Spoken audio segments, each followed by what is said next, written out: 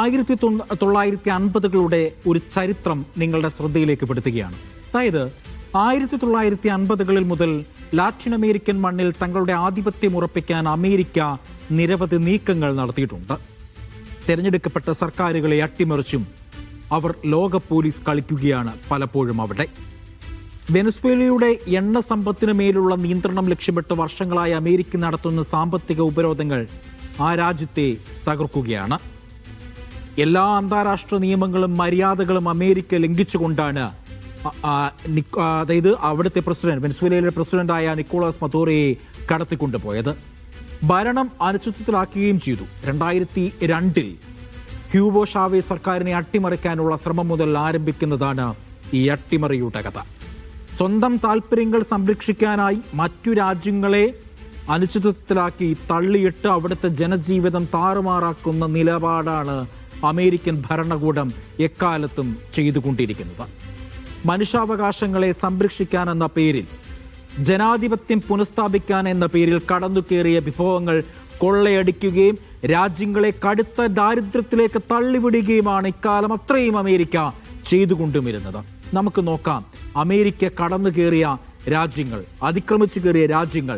ആ രാജ്യങ്ങൾ വിശദമായി തന്നെ പരിശോധിക്കാം. 1952 ക്യൂബയിൽ, പിന്നീട് പരിശോധിക്കുകയാണെങ്കിൽ 1954 ഗോട്ടിമാലയിൽ, 1954 2004 ഹെയ്ത്തിയിലും, 1954 പരാഗ്വേയിലും, 1962 1975 കാലഘട്ടങ്ങളിൽ പെറുവിലും, 1964 കാലഘട്ടങ്ങളിൽ ബ്രസീലിലും, പിന്നീട് നോക്കുകയാണെങ്കിൽ 1965 ഡൊമിനിക്കൻ റിപ്പബ്ലിക്കിലും, പിന്നീട് 1973 ഉറുഗ്വേയിലും, 1973 ചിലിയിലും, ഒപ്പം തന്നെ 1976 വീണ്ടും അർജന്റീനയിൽ, 1980 എൽ സാൽവഡോറിൽ, 1980 നിക്കാരാഗ്വയിൽ, 1980 ബൊളീവിയയിൽ, 1989 വീണ്ടും പനാമയിൽ, വീണ്ടും 2002 വരുന്നു വെനസ്വേലയിൽ, വീണ്ടും 2009 വരികയാണെങ്കിൽ ഹോണ്ടോറാസിൽ. ഇങ്ങനെ ഇപ്പോഴിതാ വീണ്ടും അമേരിക്കൻ ഭരണകൂടം വീണ്ടും വെനസ്വേലയിൽ എത്തിയിരിക്കുന്നു എന്നുള്ളതാണ്. അതായത് 2002 ശേഷം 2026 തുടക്കം തന്നെ, ന്യൂ ഇയറിന്റെ തുടക്കം തന്നെ വെനസ്വേലും അതിക്രമം നടത്തിയിരിക്കുകയാണ് അമേരിക്കൻ ഭരണകൂടം.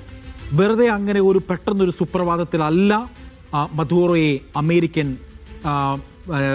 അമേരിക്കയിലെ അന്വേഷണ ഉദ്യോഗസ്ഥർ അവർ കൂട്ടിക്കൊണ്ടുപോയത്. അതിനൊരു മാസ്റ്റർ പ്ലാൻ ട്രംപിനുണ്ടായിരുന്നു.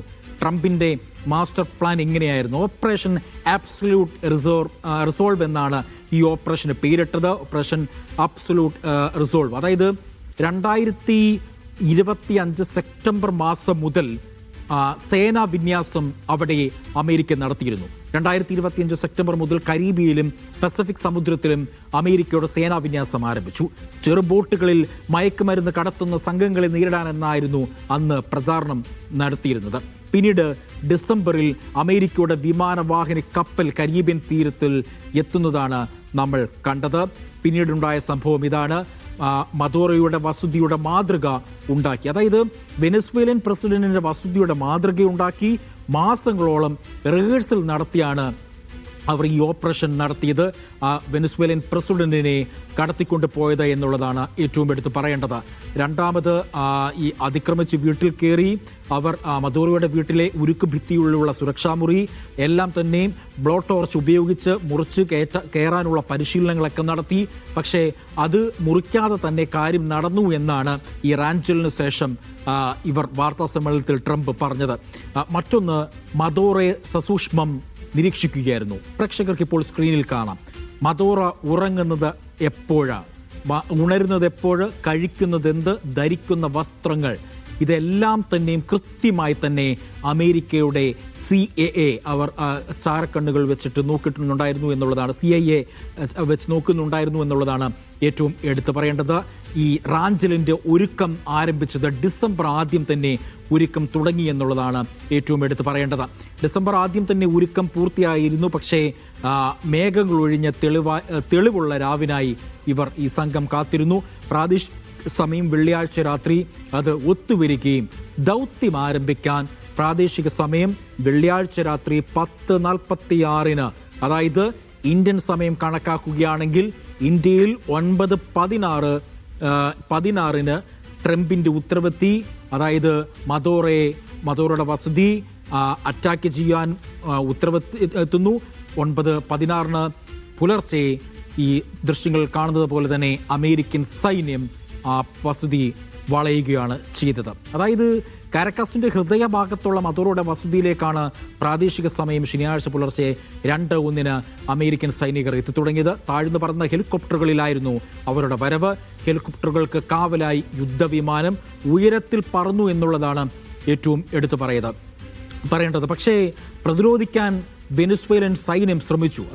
വസതിക്ക് ചുറ്റും വെനസ്വേലൻ സൈനികർ കോട്ട കെട്ടിയിരുന്നു എന്നാണ് അവിടെ നിന്നും ലഭിക്കുന്ന വിവരം. പക്ഷേ ആ കോട്ടകൾ ഭേദിച്ചുകൊണ്ട് അമേരിക്കയുടെ വെടിയുണ്ടകൾ ആ സൈനികർക്ക് നേരെ പായുകയും നിരവധി പേർ കൊല്ലപ്പെടുകയും ചെയ്തു എന്നുള്ള വിവരങ്ങൾ കൂടി ഈ ഘട്ടത്തിൽ പുറത്തു വരുന്നുണ്ട്. ഏതായാലും വലിയ ഒരു മുന്നൊരുക്കത്തോടു കൂടെ അമേരിക്ക നടത്തിയ ഒരു ഓപ്പറേഷൻ.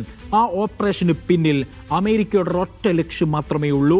അത് മദോര മാത്രമല്ല, മദോരയെ പിടികൂടി ആ രാജ്യത്തിന്റെ വെനസ്വേല എന്ന രാജ്യത്തിന്റെ എണ്ണ സമ്പത്ത്, ക്രൂഡ് ഓയിലിൽ ഏറ്റവും കൂടുതൽ കരുതൽ ശേഖരമുള്ള രാജ്യം, ആ കരുതൽ ശേഖരമുള്ള ക്രൂഡ് ഓയിലായിരുന്നു ട്രംപിന്റെ കണ്ണത്രയും. ട്രംപ് മാത്രമല്ല, ട്രംപിന്റെ മുൻഗാമികളും അങ്ങ് വർഷങ്ങളുടെ പഴക്കമുണ്ട്. അമേരിക്കയ്ക്ക് വെനസ്വേലയുടെ മേലുള്ള ഒരു കണ്ണ്, അതിന് വർഷങ്ങളുടെ പഴക്കമുണ്ട്. അതിൽ ഇപ്പോഴും അവർ നടപടികൾ ഇങ്ങനെ തുടർന്നുകൊണ്ടിരിക്കുന്നു. രാജ്യത്ത് അനിശ്ചിതാവസ്ഥ സൃഷ്ടിച്ച് അവിടെ വലിയ തലത്തിൽ കലാപമുണ്ടാക്കി അവിടുത്തെ പ്രസിഡന്റിനെ തന്നെ റാഞ്ചിക്കൊണ്ടു പോകുന്ന ഒരു സമീപനമാണ് അമേരിക്കൻ പ്രസിഡന്റും അമേരിക്കൻ ഭരണകൂടവും ചെയ്തത്. ഈ വിഷയം കൃത്യമായി തന്നെ നമുക്ക് വിലയിരുത്തിയേ കഴിയൂ. കൃത്യമായി വിലയിരുത്താൻ ഡോക്ടർ താജ് ആലുവ, വിദേശകാര്യ വിദഗ്ധൻ, ഇപ്പോൾ നമുക്കൊപ്പമുണ്ട്. ഡോക്ടർ താജ് ആലുവ, നോക്കൂ, ഇന്ന് വന്ന പ്രധാനപ്പെട്ട ഒരു വാർത്തയാണ്. 6 രാജ്യങ്ങൾക്ക് ട്രംപ് മുന്നറിയിപ്പ് നൽകിയിട്ടുണ്ട്. അതായത് വെനസ്വേലയുടെ ഗതി വരും. കൊളംബിയ ഉൾപ്പെടെയുള്ള 6 രാജ്യങ്ങൾക്കാണ് ഈ മുന്നറിയിപ്പ് ട്രംപ് നൽകിയിരിക്കുന്നത്. വെനസ്വേലിയൻ ഭരണാധികാരിയുടെ നില നിങ്ങൾക്കും വരും എന്ന തലത്തിൽ ട്രംപ് ഭീഷണി മുഴക്കിയിരിക്കുകയാണ്. നമുക്ക് ഈ ഭീഷണി എങ്ങനെ കാണണം? മാത്രമല്ല, വെനസ്വേലയുടെ ഒരു തുടർ നീക്കങ്ങൾ ഏത് തലത്തിലായിരിക്കും ഇനിയും നടക്കാൻ പോകുന്നത്? നമുക്ക് എങ്ങനെയാണ് ഡോക്ടർ താജ് ആലുവ ഈ വിഷയത്തെ ഒന്ന് വിലയിരുത്താൻ കഴിയുക? ഡൊണാൾഡ് ട്രംപിന്റെ വെനിസുലൻ അധിനിവേശം, അതുപോലെ തന്നെ അവിടുത്തെ പ്രസിഡന്റ് നിക്കോളാസ് മദൂരോയെ പിടിച്ചുകൊണ്ടുപോയതും വളരെ അപ്രതീക്ഷിതമായ ഒരു ആക്രമണത്തിലൂടെ ലോകത്തെ തന്നെ ഞെട്ടിച്ചുകൊണ്ടുള്ള ഒരു ആക്രമണമാണ് അമേരിക്ക ഇവിടെ നടത്തിയിട്ടുള്ളത്. എന്ന് മാത്രമല്ല, അതുകൊണ്ട് മതിയാക്കാതെ കൊളംബിയ പ്രസിഡന്റിന് എതിരെയും മറ്റു പല രാജ്യങ്ങൾക്കും, ഇന്ത്യ ഉൾപ്പെടെയുള്ള മറ്റു പല രാജ്യങ്ങൾക്കെതിരെയും ഭീഷണി മുഴക്കിയിരിക്കുകയാണ് ട്രംപ്. വാസ്തവത്തിൽ അമേരിക്ക അതിന്റെ ഇംപീരിയലിസ്റ്റ് സ്വഭാവം അത് എന്നും കാണിച്ചു പോന്നിട്ടുണ്ട്. പ്രത്യേകിച്ച് നമുക്കറിയാം, ലാറ്റിൻ അമേരിക്കയിൽ ധാരാളം അധിനിവേശങ്ങൾ നടത്തിയിട്ടുണ്ട്, സീക്രട്ട് ഓപ്പറേഷനുകൾ, അതുപോലെ തന്നെ പ്രത്യേകമായി ലക്ഷ്യമിട്ട രാഷ്ട്രീയ നേതാക്കളെ വകവരുത്തുന്നത് അടക്കമുള്ള ഒരുപാട് തെമ്മാടിത്തരങ്ങൾ അമേരിക്ക കാണിച്ചു കൂട്ടിയിട്ടുണ്ട്. അതിന്റെ ഒരു തുടർച്ചയായിട്ട് വേണം നമ്മളിപ്പോൾ വെനിസുലൻ അധിനിവേശത്തെ മനസ്സിലാക്കാൻ. വെനിസുലയിലെ വൈസ് പ്രസിഡന്റ് ഇപ്പോൾ അധികാരം ഏറ്റെടുത്ത് നിക്കോളാസ് മദൂരോയെ വിട്ടുകൊടുക്കണം എന്ന് പറഞ്ഞിട്ടുണ്ടെങ്കിൽ പോലും നമ്മൾ മനസ്സിലാക്കേണ്ടത് അമേരിക്കയുടെ സമ്മർദ്ദത്തിന് അവർ താൽക്കാലികമായി കീഴ്പ്പെടുന്നുണ്ട് എന്ന് നമുക്ക് കൃത്യമായി കാണാൻ സാധിക്കും. കാരണം അമേരിക്കയുടെ യഥാർത്ഥ ഉദ്ദേശം നിക്കോളാസ് മദൂരോയെ അറസ്റ്റ് ചെയ്ത് ഡ്രഗ് ട്രാഫിക്കിങ്ങിന്റെ പേരിൽ, പ്രത്യേകിച്ച് നമുക്കറിയാം വെനിസുല അല്ല വാസ്തവത്തിൽ അമേരിക്കയിലേക്ക് ഏറ്റവും കൂടുതൽ മയക്കുമരുന്ന് കയറ്റി അയക്കുന്നത്, മറിച്ച് ആ മയക്കുമരുന്നിന്റെ ഉറവിടം ശരിക്കും അങ്ങനെ നോക്കുകയാണെങ്കിൽ ഏറ്റവും കൂടുതൽ മയക്കുമരുന്ന് അമേരിക്കയിലേക്ക് വരുന്നത് മെക്സിക്കോയിൽ നിന്നാണ്. മെക്സിക്കോയെയാണ് വാസ്തവത്തിൽ ആ അർത്ഥത്തിൽ ഈ ഒരു പ്രശ്നത്തിന്റെ പേരിലാണ് ആക്രമണം നടത്താൻ ട്രംപ് ഉദ്ദേശിക്കുന്നെങ്കിൽ ആക്രമിക്കേണ്ടിയിരുന്നത്. പക്ഷെ അതിനു പകരം വെനിസുലയെ തെരഞ്ഞെടുത്തതിന്റെ ഏറ്റവും പ്രധാനപ്പെട്ട ലക്ഷ്യം ഏതാണ്ട് 303 ബില്യൺ ബാരൽ എണ്ണ എല്ലാ ദിവസവും ഉൽപ്പാദിപ്പിക്കാൻ സാധിക്കുന്ന അത്ര അതിവിപുലമായിട്ടുള്ള എണ്ണ ശേഖരം വെനിസുലയ്ക്കുണ്ട്. ലോകത്തിലെ തന്നെ ഏറ്റവും ഉയർന്ന ഏറ്റവും വലിയ എണ്ണ ശേഖരമാണ് വെനിസുലയുടേത്.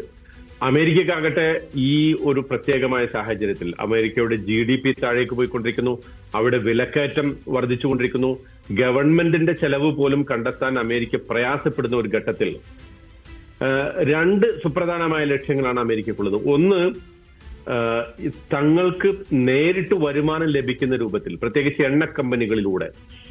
ഇപ്പോൾ ഒരു ഷെവറൺ എന്ന ഒരൊറ്റ കമ്പനിക്ക് മാത്രമാണ് വെനിസ്വേലയിൽ ഏതെങ്കിലും അർത്ഥത്തിലുള്ള എണ്ണ നിക്ഷേപം നടത്താൻ സാധിക്കുന്നത്.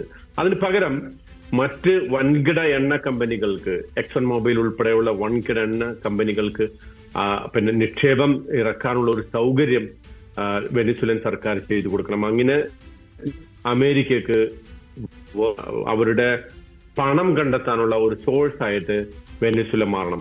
രണ്ടാമതൊരു സംഗതി, യുദ്ധം ആണ് അമേരിക്കയുടെ എല്ലാ കാലത്തെയുമുള്ള ഒരു പ്രധാന വരുമാന മാർഗം. യുദ്ധോപകരണങ്ങൾ വിൽക്കുക, ഭീതി സൃഷ്ടിച്ചുകൊണ്ട് എല്ലാ പാർട്ടികൾക്കും യുദ്ധോപകരണങ്ങൾ വിൽക്കുക, അതുപോലെ തന്നെ യുദ്ധത്തിനുള്ള മറ്റ് ഇൻഫ്രാസ്ട്രക്ചറിന്റെ ആ ഒരു അന്തരീക്ഷം സൃഷ്ടിച്ചുകൊണ്ടാണ് വാസ്തവത്തിൽ അമേരിക്ക എല്ലാ കാലത്തും അവരുടെ ഇക്കോണമിയെ പരിപുഷ്ടിപ്പെടുത്തിയിട്ടുള്ളത്. അത് തുടർന്നുകൊണ്ടിരിക്കുക എന്നത് അമേരിക്കയെ സംബന്ധിച്ചിടത്തോളം വളരെ അത്യാവശ്യമാണ്. നോക്കൂ, ഇതിനുശേഷം ഇറാനെ അധിനിവേശം ചെയ്യും, അതുപോലെ തന്നെ കൊളംബിയക്കെതിരെ, മറ്റ് പല രാജ്യങ്ങൾക്കെതിരെ, ചിലി പോലുള്ള രാജ്യങ്ങൾക്കെതിരെ ഒക്കെ ഭീഷണി മുഴക്കിക്കൊണ്ടിരിക്കുകയാണ് ട്രംപ് ചെയ്തുകൊണ്ടിരിക്കുന്നത്. അത് സ്വാഭാവികമായിട്ടും യുദ്ധത്തിന്റെ ഒരു അന്തരീക്ഷം മേഖലയിലും മൊത്തം ലോകത്ത് തന്നെയും സൃഷ്ടിക്കുന്നതിലൂടെ അമേരിക്കൻ ആയുധ കയറ്റുമതി വർദ്ധിപ്പിക്കുക എന്നതും വളരെ സുപ്രധാനമായ ലക്ഷ്യമാണ്. ഇത്തരം സ്വാഭാവികമായിട്ടുള്ള നടപടികളാണ് അമേരിക്കൻ ഭരണകൂടം അത് മാത്രമേ ഈ സന്ദർഭത്തിൽ അവർക്ക് ചെയ്യാൻ സാധിക്കുകയുള്ളൂ.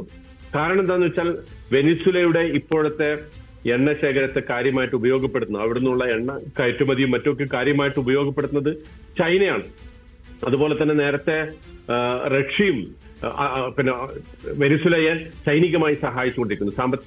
സൈനികമായിട്ടുള്ള സഹായങ്ങൾ റഷ്യയും പിന്നെ വെനിസ്വേലയ്ക്ക് ചെയ്തുകൊണ്ടിരിക്കുന്നുണ്ട്. അപ്പോ ആ ഒരു സ്ഥാനത്തേക്ക് വീണ്ടും ഒരിക്കൽ കൂടി അമേരിക്കക്ക് കടന്നു വരണം എന്ന് മാത്രമല്ല, വെനിസ്വേലയുടെ ഈ പറയുന്ന വിപുലമായ എണ്ണ ശേഖരത്തെ ഉപയോഗപ്പെടുത്തിക്കൊണ്ട് തങ്ങൾ അഭിമുഖീകരിച്ചുകൊണ്ടിരിക്കുന്ന ഒരു സാമ്പത്തിക പ്രതിസന്ധിയെ ഏതെങ്കിലും അർത്ഥത്തിൽ അഡ്രസ് ചെയ്യണം എന്നതാണ് ട്രംപിന്റെ ആഗ്രഹം. ഇവിടെ നമ്മൾ മനസ്സിലാക്കേണ്ടത്, ബാക്കി പറയുന്ന ന്യായങ്ങളൊക്കെ, അതായത് ഇത് ഡ്രഗ് ട്രാഫിക്കിംഗ്, നാർക്കോട്ടിക് ടെററിസത്തിനെതിരെയുള്ള പിന്നെ ഒരു ആക്രമണമാണ്, അതിന് തടയിടാനുള്ള ഒരു വഴിയാണ് എന്ന് പറയുന്നതെല്ലാം തന്നെ ഇവിടെ അപ്രസക്തമാണ്, അപ്രധാനമാണ്. മറിച്ച് വളരെ സുപ്രധാനമായ സാമ്പത്തിക താല്പര്യങ്ങൾ മാത്രമാണ് അമേരിക്കക്കുള്ളത്. പക്ഷെ അതിന് ലോകരാജ്യങ്ങളും ഐക്യരാഷ്ട്രസഭ പോലുള്ള സംവിധാനങ്ങളും ഒക്കെ നോക്കുകുത്തിയായി നിൽക്കുന്നു.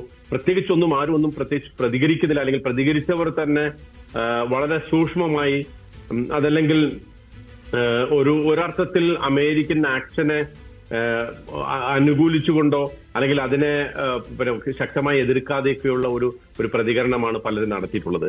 ലോക പോലീസ് ചമയുന്ന അമേരിക്കയുടെ നടപടി വാസ്തവത്തിൽ ഇപ്പോ അമേരിക്കൻ കോൺഗ്രസിന്റെ തന്നെ പല പ്രതിനിധികളും വിമർശിക്കുന്നു. അതുപോലെ തന്നെ അന്താരാഷ്ട്ര തലത്തിലും പല രൂപത്തിൽ ഗവൺമെന്റുകൾ ഒഴിച്ചു നിർത്തിയാൽ മറ്റു പലരും അതിനെ ഇപ്പോൾ വിമർശിച്ചുകൊണ്ടിരിക്കുന്നുണ്ട്. പക്ഷെ അത്തരം വിമർശനങ്ങളൊന്നും വകവെക്കാതെയുള്ള ഒരു നിലപാടാണ് അമേരിക്ക ഇതുവരെ സ്വീകരിച്ചു പോന്നിട്ടുള്ളത്.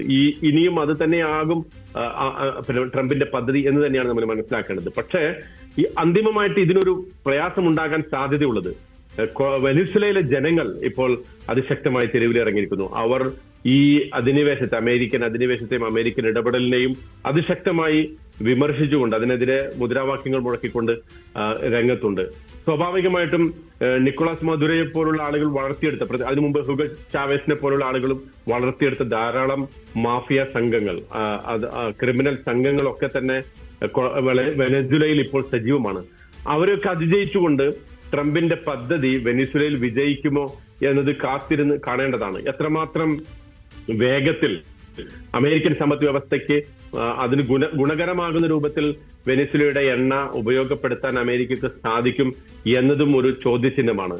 എങ്കിലും ഇതൊക്കെയാണെങ്കിലും ഇത്ര റിസ്ക് സഹിച്ചുകൊണ്ട്, ഇത്രയധികം വലിയ ഒരു സൈനിക നീക്കം കരീബിയൻ കടലിൽ നടത്തിക്കൊണ്ട് അമേരിക്ക വെനിസ്വേലയിലേക്ക് കടന്നു കയറുമ്പോൾ അത് ലോകത്തിന് മുന്നിൽ ഇപ്പോ ഒരു ചരിത്ര പ്രതിസന്ധി തന്നെ സൃഷ്ടിച്ചിരിക്കുകയാണെന്ന് നമുക്ക് കാണാൻ സാധിക്കും. കാരണം രണ്ടാം ലോക യുദ്ധത്തിന് ശേഷം ഐക്യരാഷ്ട്രസഭ പോലുള്ള സംവിധാനങ്ങൾ ഉണ്ടാക്കിയത് ഇത്തരം ആക്രമണങ്ങളെ, ഇത്തരം അധിനിവേശങ്ങളെ ഇല്ലായ്മ ചെയ്യണം, എന്നിട്ട് ലോകത്ത് സമാധാനം സ്ഥാപിക്കണം.